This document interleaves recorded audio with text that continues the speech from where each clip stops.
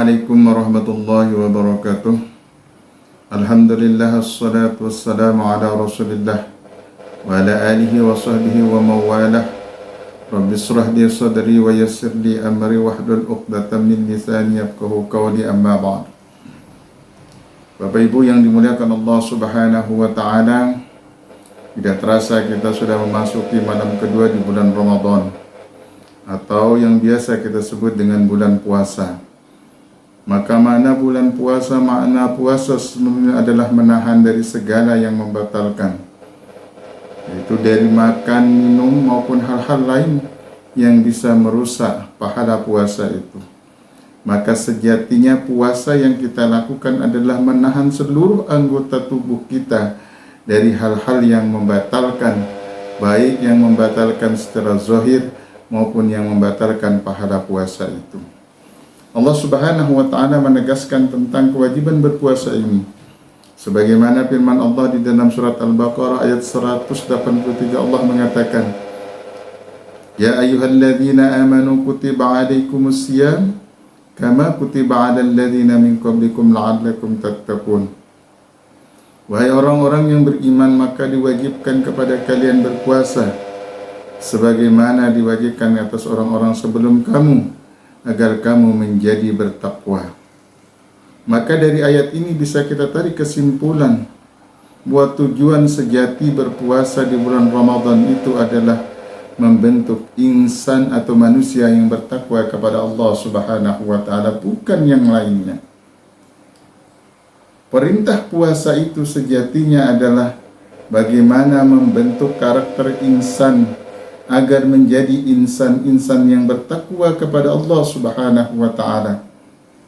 Maka la'allakum tattaqun, di ending dari puasa itu adalah bagaimana kemudian manusia atau orang-orang yang beriman setelah melaksanakan ibadah puasa selama 1 bulan penuh, maka harapannya adalah la'allakum tattaqun, agar insan atau manusia itu menjadi insan-insan yang bertakwa kepada Allah Subhanahu wa ta'ala. Itulah sejatinya tujuan diperintahkannya ibadah puasa di bulan Ramadan.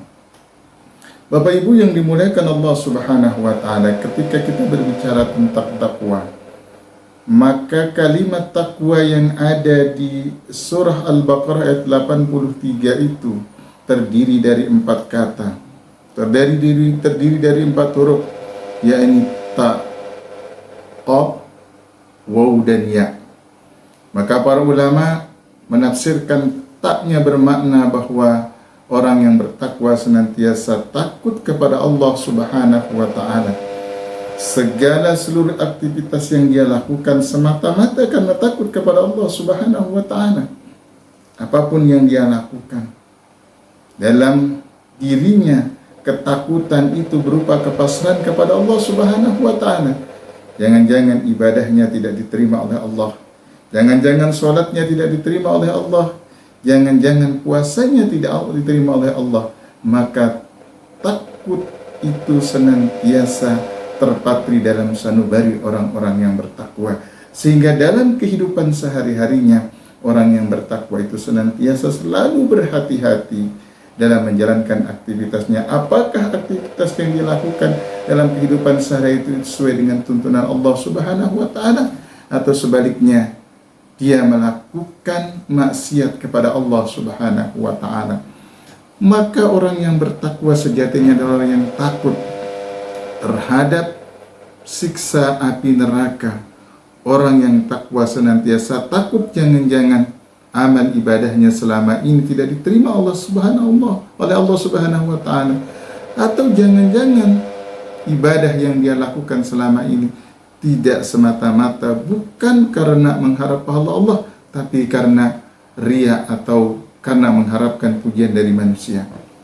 Bapak Ibu yang dimuliakan Allah Subhanahu wa ta'ala, maka kalimat takwa yang kedua terdiri dari huruf qaf, yaitu qanaah. Orang yang bertakwa senantiasa merasa cukup dari pemberian Allah Subhanahu wa ta'ala. Orang yang bertakwa tidak tamak, orang yang bertakwa tidak rakus. Dia merasa cukup, qanaah dengan segala pemberian yang Allah berikan kepadanya. Sedikit banyak yang dia terima maka dia bersyukur, la in syakartum la azidannakum wa la in kafartum inna azabi lasyadid. Orang yang bertakwa tidak pernah ragu serakah terhadap dunia. Dia selalu merasa cukup dengan pemberian Allah Subhanahu wa taala. Dia selalu merasa kecukupan ketika Allah memberikan sedikit maupun banyak. Maka orang yang bertakwa selalu menjaga sifat qanaahnya dalam kehidupan sehari-hari. Bapak Ibu yang dimuliakan Allah Subhanahu wa taala, takwa yang ketiga adalah yakin.